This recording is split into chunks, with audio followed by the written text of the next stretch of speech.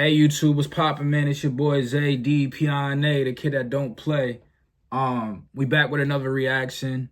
You know what I'm saying? Today we gonna do the Kendrick Lamar's extremely dark and violent past detailed. My fault, I don't trip up all the words and shit. You know what I'm saying? Just came out. Figure we do this, you know. Like I said, I like you know, informative type videos and shit. I like listening to like stories and you know, information on people's like past life or like what they went through as a kid and shit. And as much as what's his name, Kendrick is a conscious rapper, you know what I'm saying? And I know for sure he's witnessed some shit and he talks about it in a lot of his music, but you know, he's really from that, you know what I'm saying? So I figured we do this. I think it'll be dope. I think it'll be cool. So I don't want to talk too much. Let's get right into this motherfucker, man. You feel me? Kendrick was walking with me. I just felt knuckles go bam. Kendrick was walking with me. I just felt knuckles go bam. Hit me in the back of the head. Kendrick was like, hey! And he fighting with like two dudes. I see this nigga Dave and K-Dot chasing a nigga. They jump a nigga. He thought I was somebody else, bro. He low-key tried to press me. See, Kendrick grew up in the hood, like really grew up in the hood. What's Kendrick's name from Westside? The good kid in a mad city. This phrase, often used to describe Kendrick himself, paints a picture of someone surrounded by chaos, but remaining untouched by it. However, this isn't the real story. For one, the title Good Kid, Mad City isn't just about Kendrick. It represents every kid who grew up in Compton, not just those who avoided gang life, but every single child shaped by the environment. Which is true, because ain't nobody born bad, bro. Like you are you adapt to your environment. So like whatever wherever you at, you know what I'm saying, wherever you live, you're gonna adapt to that environment, whether it's good or bad. So yeah, that's a good way to put it. Yeah, he's not just talking about himself, he's talking about everybody, because everybody that's born is they're born, they don't know what's good or bad, so nobody's born bad, you feel me? Kids in Compton is just basically good kids in a mad city. I feel that we are good kids in a mad city. You know what I mean? It all stems from being a kid and it's just the shit you exposed to. You know what I mean? Right. I was exposed to it too. No one is born evil. It's the circumstances and environments we grow up in that mold us. The album captures this universal experience, reflecting on how good people can be pushed to do terrible things. Kendrick, like many others from his neighborhood, did some of these terrible things. I don't think they really understand the story all the way. As far as I put out there, I'm just the good kid in the mad city. You know what I mean? I put out the positive out there, but they don't know the negatives I had to go through yet. I told them I went to school and I got straight A's, but I didn't tell them that I was out there with the streets, in the streets with the homies. Kendrick was like supposed to be a nerd or just a regular guy. Now all of a sudden he's like a gangbanger or some shit like that. Like the idea that you have to actively join a gang to face violence or life-threatening situations is laughable. Even if Kendrick has never raised a flag, that wouldn't mean he wasn't deeply affected by the chaos he grew up around. And yo, you know what's crazy? Like the word gangster is so like what's it called? I don't even know what the word I'm thinking of, but to me, bro, like being a gangster or like being considered real, like real is what Kendrick did. Real is beating the odds and you know what I'm saying, overcoming his situation and not falling into the trap that everybody else has fell into, you know what I'm saying? Still knowing the code, living by the code, but like progressing and wanting more for his life. That's gangster to me. Like gangster ain't how many bodies you got, how many drugs you sold, like how many times you've been to jail, like taking care of your family and really like getting yourself out of that situation that's just gangster to me. Like, and that's what I feel like should be globalized. Like what is globalized right now is like yeah, you've been to jail, oh he's real when he's been in jail. Like come on, bro, that's immature. So Kendrick's gangster for that. K-Dot grew up in a dangerous Piru neighborhood in Compton, surrounded by gang culture and violence. His father moved the family to Compton after Kendrick's mother gave him an ultimatum to leave the streets. But the city of Compton turned out to be just as dangerous as Chicago.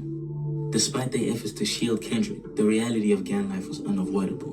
Hey, kid, where the pump at, nigga? Let me go get that. Go get the pump. Go get the pump. It's a pump thing. Wow. Death and loss were constants in his world. That's crazy. By the time he was 8 years old, he had witnessed 2 murders. And as a teenager, Kendrick felt the pull of the streets.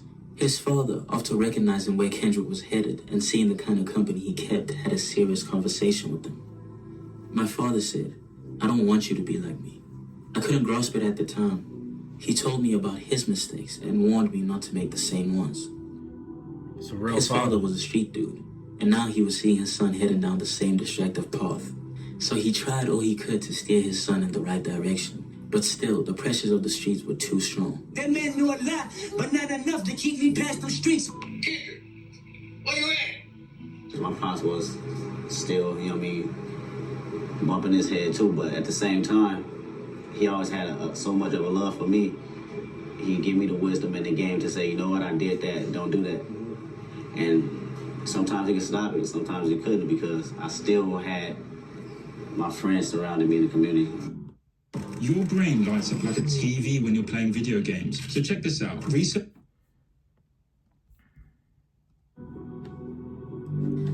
Lil L, Kendrick's best friend since elementary school, represents the Pyru set. He became widely known after appearing in noisy And comedy. also, you a damn liar if you say that you've never been a follower neither, because not everybody is a leader. Not everybody, you know what I'm saying? Like, as kids, bro, we all follow each other. So, and we are easily influenced. So, you can't blame, like, it's hard to not like fall victim to that lifestyle. Like, it's very hard. So to overcome that but still like be in it, that's hard. L's life has been turbulent, marked by time in and out of jail since his teens. His mother's addiction to crack during his early years left him reliant on care from others in the community. Jason Keaton is another one of his close childhood friends. He lost his mother in the 6th grade, and by the time he was 14, he was fully immersed in the Westside Pyru gang. In 2007, Jason was sentenced to 21 years in prison. After he got arrested, he asked Kendrick to look after his younger brother, Chad. Tragically, Chad was killed in a drive-by shooting in 2013, leaving Jason with immense guilt for introducing his brother to the gang lifestyle. Kendrick also felt guilty for being unable to protect Chad, as he had promised. I felt more safer in Afghanistan than I did when I do here.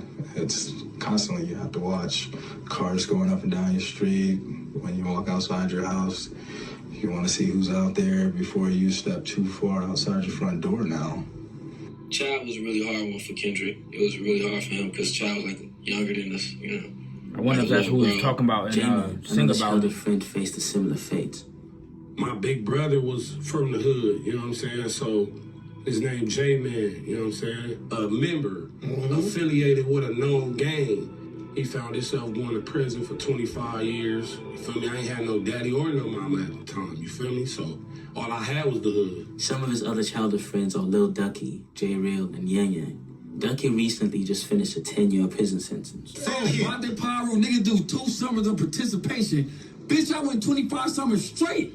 I've been knowing this nigga Kendrick on my son life. On my son life. I've been knowing this nigga since this, nigga. On my son, nigga. No cap, nigga. J Real and Yang Yang are mentioned in Kendrick's song Mad City and have appeared in his music videos. However, there isn't much information about them. G-Weed is someone who he calls his big homie. He's currently doing 11 years in prison.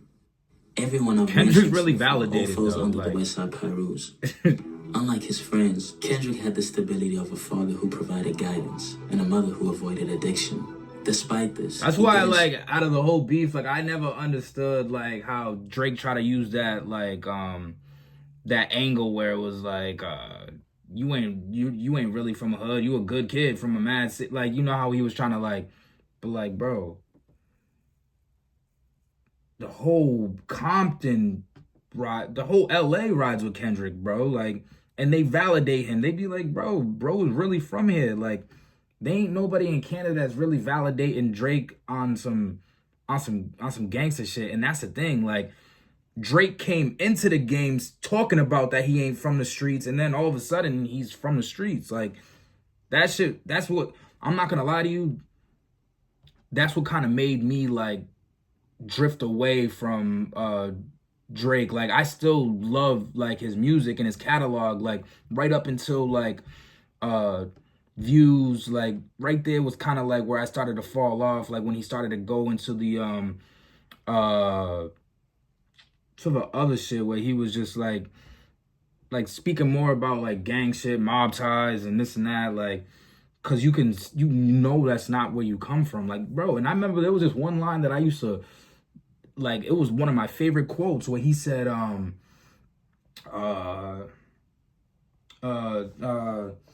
about, I think he said it on that Paris Morton shit. I know you guys know what I'm talking about, and you guys are probably saying it right now, but I can't fucking think of it. Something like it take a certain type of man to teach, to be far from hood, but to understand the streets. Like, you would have kept that angle your whole career, bro. I guarantee you'd still be, I mean, yeah, you know what I'm talking about. Away from joining his friends in their activities. But they smoke, people get drank, money, and then they act like and serious crimes. Fought rival they something they not. Kids. He was, and I think that's the biggest downfall for Drake. Like, he never kept it real with his true self, and Kendrick's always kept it real with his true self. So for people saying, "Oh, now Kendrick's always been like that," you just ain't been listening. Word. Here's the thing about gangbanging.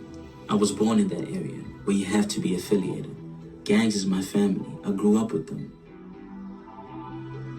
Everything from Good Kid, Mad City actually happened to him. Kendrick's been making Good Kid, Mad City since I know him. So for me, it was like, all those stories, it was just like, you know, finally, people get to hear the truth, you know what I'm saying?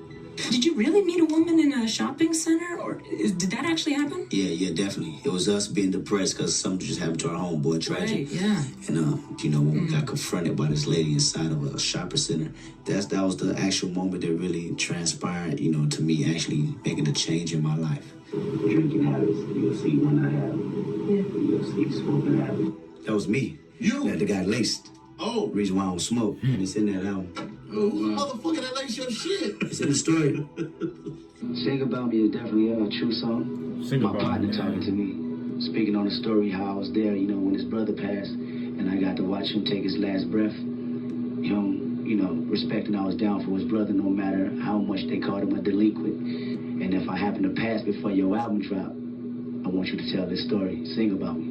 Make sure you sing about me. Sing About Me is probably one of the greatest songs. When he was 15, he got stomped out. And this wasn't the only time this happened. It's almost normal when you're from where he's from. For example, Kendrick has a childhood friend he started rapping with named Antonio, aka Kendrick. You know what? Yo, like, that's crazy because, like, Sing About Me, like, if it was like a versus, I feel like Sing About Me can go head to head with For Your Eyes Only by by J. Cole.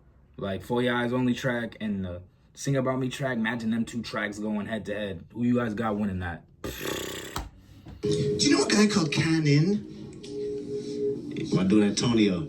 Here's a clip of him telling a story of when he and Kendrick were attacked and had to fight a group of dudes. We were walking to the swap meet to get some t-shirts or whatever, and these dudes were like, "Hey, where you from?" And I just walked out. Kendrick was walking with me. And then I just felt knuckles go bah! Hit me in the back of the head. And I'm like, I spun around and clipped him on the chin. Kendrick was like, "Hey!" And he fighting with like two dudes. I don't know what came over us. We turned into like wild Tasmanian devils or something because we was able to beat up 4 dudes with just 2 of us, and we both short. It was the adrenaline that just had us like, y'all not about to just pick on us and beat us up. Like, nah, it's not happening.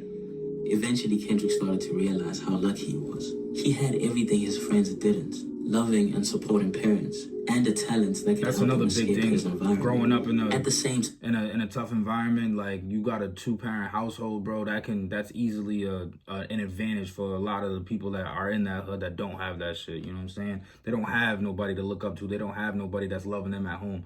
So they turn to the streets because they think, this is where I get love. This is where I get the attention. So I'm gonna keep, you know what I'm saying? I'm gonna keep coming back here because this is where I feel accepted. This is where I feel comfortable. So, shit, man. If you got a 2-parent household that love you and support you, get your ass out the streets and accept that love and that care. Come on, bro. was also starting to see the consequences of their choices. I was the only one probably the only one in America probably with an actual active father in his life. I don't know. Well, at least in Compton. I bumped my head a few times, but what they didn't have, what I had was somebody to say, all right, you bumped your head, now you see what happened? You're in the back of a police car. See what happened? You at the station. The CIA has particular skills in...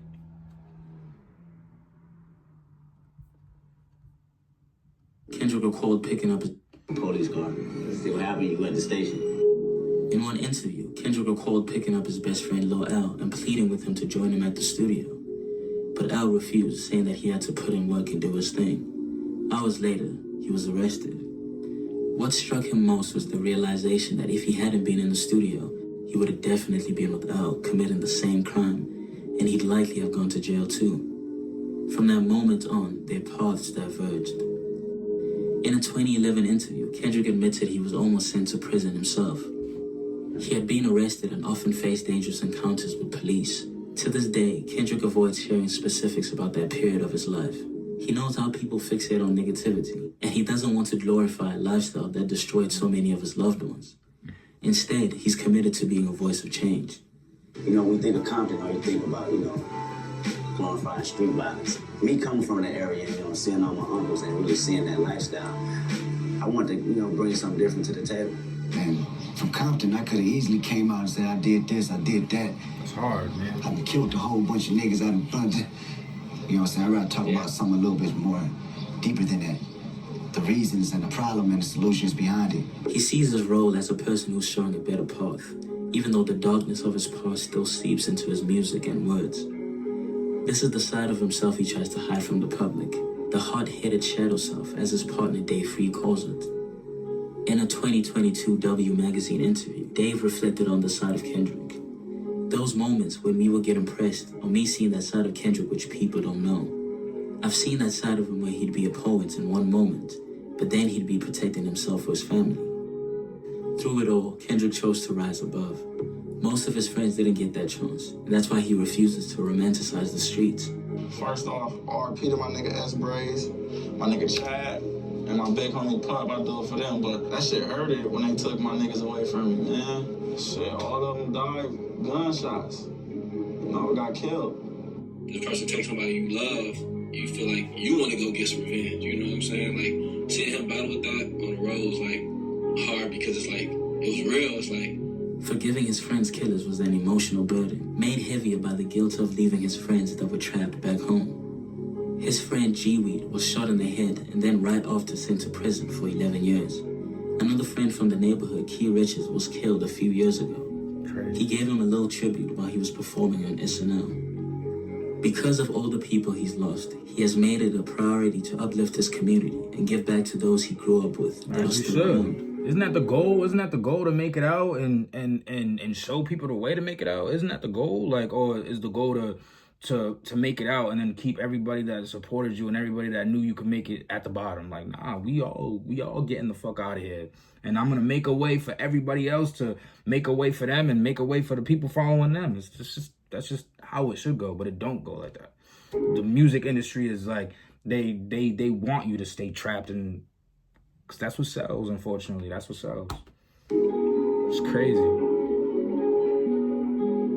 How fucked up the system While really Jason is was when you think about incarcerated, it. he went back to school and got a degree. He also wrote 2 books behind bars that Kendrick promoted while performing on SNL. During that same performance, he celebrated Lil L finally getting his passport, meaning he could go on tour with them. Since L has been out of prison in 2019, he's been working at PG Lang. He's also being put through school by Kendrick for an executive position that's waiting for him when he's done. Right now, he putting me through executive school and shit. It ain't nothing to play. I gotta stay 100% focused. Kendrick and Dave be on my ass about going to the hood, and it's like, they don't want a nigga in jail, so I understand what they saying. Shit, I be in 5-star hotels with them, like, going to the studios with them out of town, like, certain shit that I don't broadcast because,